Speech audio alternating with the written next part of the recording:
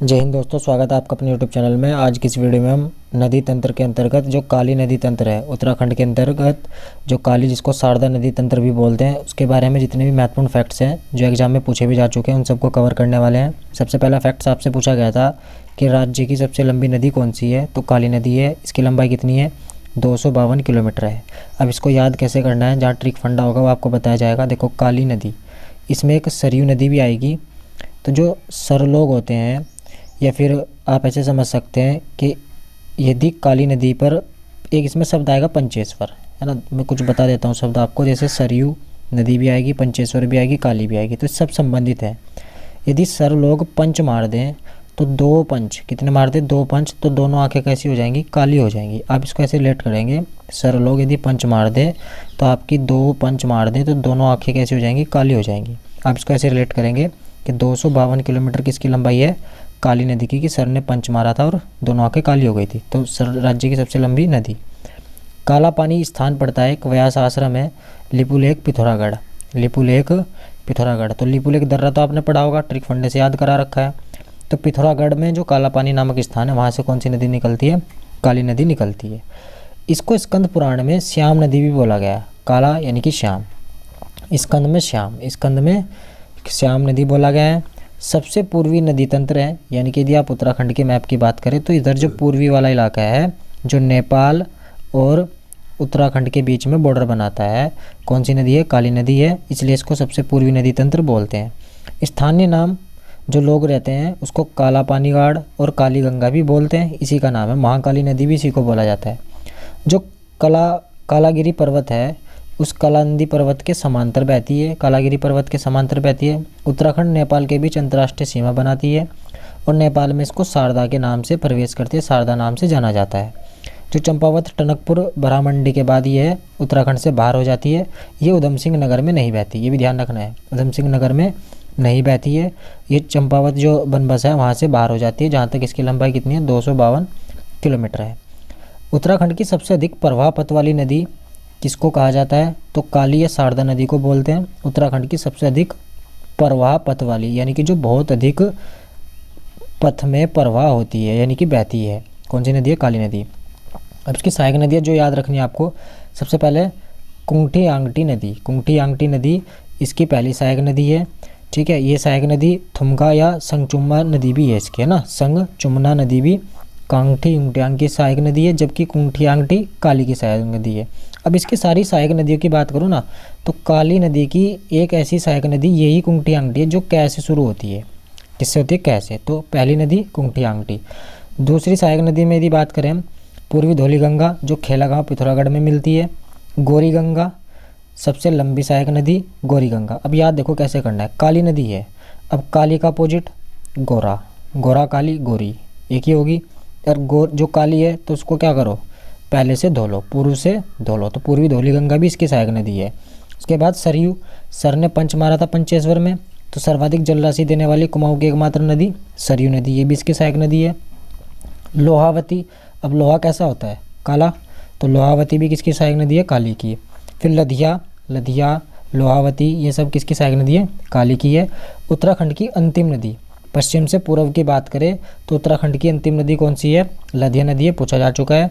ये जो है गजार से निकलती है, जो पिथौरागढ़ अल्मोड़ा नैनीताल का मिलन बिंदु है ना, चंपावत की साइड में पड़ता है, वहाँ से उस साइड से निकलती है।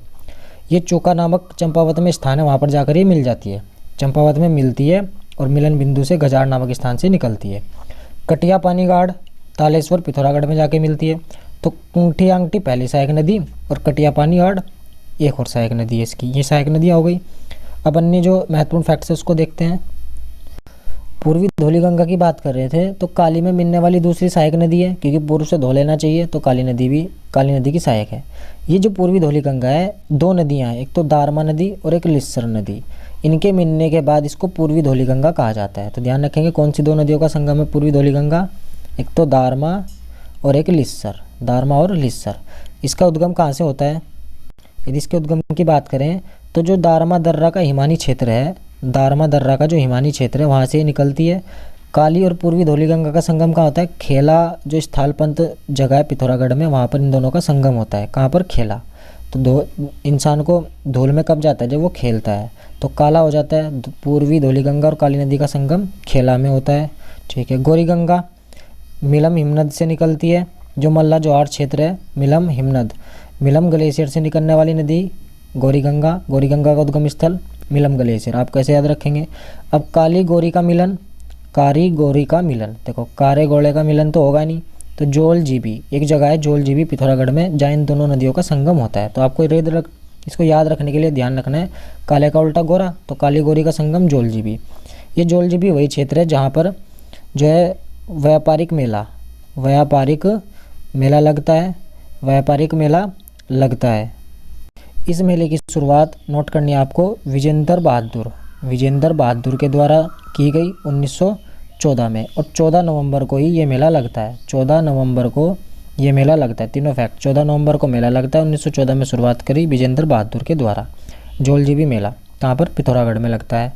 उसके बाद जो आपको थोड़ा सा 2 पॉइंट ध्यान रखने हैं कि जो गौरी गंगा है उसके और सहायक नदियाँ भी हैं, जैसे मंदाकिनी नहीं है, मंदकानी है, रालमगाड़, रोंटीगाड़, गोसीगाड़ और सुनकल्पा या रालम, ये इसकी सहायक नदी है किसकी, गौरी की। सरयू उपतंत्र में सरयू नदी निकलती कहाँ से है, जो सरयूल या सरमूल झुंडी पहाड़ी है बागेश्वर में, वहाँ से सरयू नदी का उद्गम होता है। और बैजनाथ तीर्थ बागेश्वर इसी के तट पर स्थित है। काली और सरयू नदी का संगम मैंने बताया आपको पंचेश्वर में होता है, पश्चिम से पूर्व की ओर ये बहती है सरयू नदी। इसकी सहायक नदियों में गोमती नदी है, इंपॉर्टेंट है। इस गोमती नदी का उद्गम ढेबरा नामक पहाड़ी बागेश्वर में होता है। सरयू निकली सरमूल से, ठीक, और गोमती निकली ढेबरा से। गोमती कहाँ से निकली, ढेबरा से। तो उद्गम स्थल भी ध्यान रखने हैं। अब पूछे आपसे गोमती और सरयू का संगम कहाँ होता है, बागेश्वर में होता है। गोमती और सरयू का संगम बागेश्वर। इन दोनों के तट पर ही उत्तरायणी मेला, कौन सा मेला, उत्तरायणी मेला लगता है। उत्तरायणी मेला ये कुमाऊं का सबसे बड़ा मेला है। तो आपसे पूछे कुमाऊं का सबसे बड़ा मेला उत्तरायणी मेला किन दो नदियों के संगम पर लगता है, गोमती और सरयू के संगम पर लगता है। तो सर बोल रहे हैं, सर गो कहाँ पर, बागेश्वर, बाग में। तो सर कहाँ गए, बागेश्वर में गए। और कहाँ उन्होंने क्या देखा, सबसे बड़ा मेला उत्तरायणी मेला देखा, उत्तरायणी मेला देखा। यदि आपसे पूछे पनार और सरयू का संगम कहाँ होता है, तो काकड़ी घाट पर होता है। तो सर जब पान खाते हैं, सर जब पान खाते हैं तो घाट पर थूक देते हैं। तो पनार सरयू नदी का संगम काकड़ी घाट में होता है। इसके बाद आपको ध्यान रखना है, गोमती के तट पर ही एक बहुत प्रसिद्ध मंदिर है, बैजनाथ मंदिर, भागनाथ मंदिर या बैजनाथ मंदिर इसी को बोलते हैं, जो कत्तूरी शासकों के द्वारा बनवाया गया था। किनके, कत्तूरी शासक है, कत्तूरी वंश रहा उत्तराखंड में, उसके द्वारा बनवाया गया। और 1602 में इसका जो जीर्णोद्धार था वो लक्ष्मीचंद, चंद्रवंश का शासक है लक्ष्मीचंद, उसके द्वारा किया गया था। कब, 1602 में। पूर्वी रामगंगा और सरयू नदी का संगम कहाँ पर होता है, तो रामेश्वर में होता है। देखो, पूर्वी रामगंगा सरयू का संगम रामेश्वर तीर्थ है पिथौरागढ़ में। कभी कभी डायरेक्ट पूछ लेता है रामेश्वर तीर्थ कहाँ है, उत्तराखंड के किस जिले में, पिथौरागढ़ में। तो जो पूर्वी रामगंगा है, पोंटिंग और रामिक जो ग्लेशियर हैं वो पिथौरागढ़ में है, उससे निकलती है पूर्वी रामगंगा। इसकी लंबाई 108 किलोमीटर है, ये ध्यान रखनी है आपको। सहायक नदियों में भुजपत्री घाट, गरगतिया, बेरलघाट और कालापानी घाट, ये इसकी सहायक नदियाँ हैं। 2 क्वेश्चन आपने लगाने हैं, इनमें से काली नदी की सहायक नदी नहीं है। अब एक बात बताओ, गोरी काले का संगम ये भी सहायक नदी है, सरयू पंचेश्वर ये भी सहायक नदी है, लधिया अंतिम नदी है ये भी सहायक नदी है, पश्चिमी धौलीगंगा। लेकिन धौलीगंगा कब थी, पूर्वी धौलीगंगा, क्योंकि पूर्व पहले आपको धोना था, तो पश्चिम की जगह कौन सी होगी, पूर्वी धौलीगंगा होगी। नेक्स्ट है, काली नदी किसकी सहायक नदी है ओवरऑल, घाघरा की, यमुना की, गंगा की, राप्ती की। तो जो काली नदी है सब जो सहायक नदी है ओवरऑल गंगा की सहायक नदी है। किसकी, गंगा की सहायक नदी है, जो बिहार में जाकर गंगा में मिल जाती है। पीडीएफ के लिए टेलीग्राम चैनल ज्वाइन कर लेंगे। दोस्तों फटाफट इसको एक बार मैप से रिकॉल कर लेते हैं। काला पानी से काली नदी निकली, जो लिपुले के दर्रा है वहाँ से भी कुछ पानी आता है इसका, और गुंजी नामक स्थान पर इस पर कुंठियांगटी नदी पहली नदी मिलती है आकर। कुंठियांगटी नदी जास्कर श्रेणी से निकलती है, इसकी सहायक नदी आप ध्यान रख सकते हैं, संगचुमना और धुमका और किरकुट।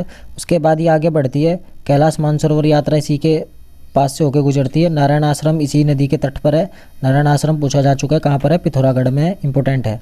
उसके बाद ये जो अगले वाली नदी आती है पूर्वी धौलीगंगा, 2 नदियों का संगम है, दारमा नदी और लश्करयांगी वैली जो लास्कर नदी है इसका संगम है।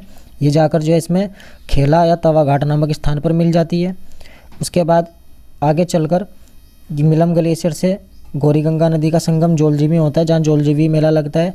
और आपको इसी नदी पर एक चिरकिला परियोजना ध्यान रखनी है। कौन सी परियोजना? चिरकिला परियोजना।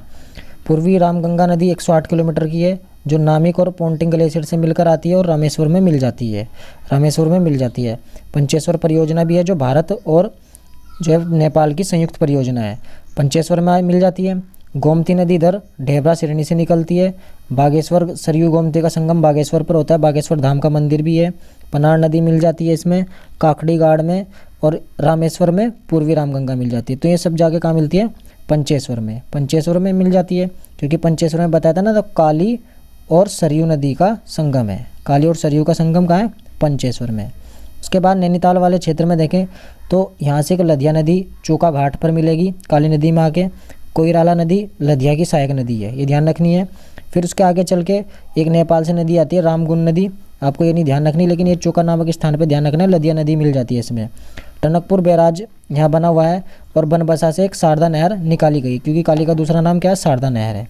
आगे जाकर ये उधम सिंह नगर में प्रवेश नहीं करती, और ये सीधा फिर किधर निकल जाती है? उत्तर प्रदेश में। उत्तर प्रदेश में आगे जाकर ये जो करनाली नदी आ रही है उसमें भी मिलती है, फिर आगे चल के घाघरा नदी में समाहित हो जाती है। यानी कि ओवरऑल ये जो मुख्य रूप से मुख्य नदी की बात करें तो किसकी सहायक नदी जाती है? काली गंगा की सहायक नदी बन जाती है। किसकी नदी है? गंगा की। तो ये फैक्ट से आप जो आपको ध्यान रखने, वीडियो अच्छी लगी तो भी लाइक कमेंट शेयर जरूर करें। फिर मिलते हैं नेक्स्ट वीडियो में, तब तक के लिए जय हिंद जय भारत।